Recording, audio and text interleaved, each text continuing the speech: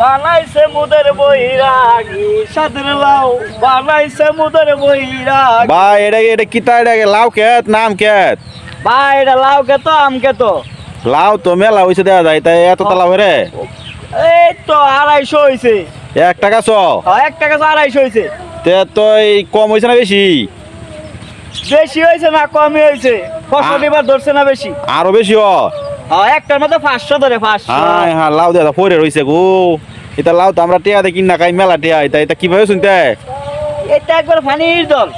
তাও কত হইরে আছে 1 কেজি? 2.5 টাকা কেজি না পিস? পিস 2.5 টাকা। হ্যাঁ হ্যাঁ, আমরা 100 নিতাম না? 100 নিলে কয়টা?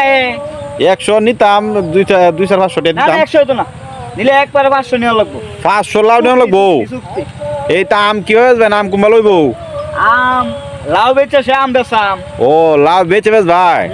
তা লাউ কিনলাম আমও কিনলাম, একবারে কিনে যেত না এটা? একবারে জনগত তো আম বেচমু।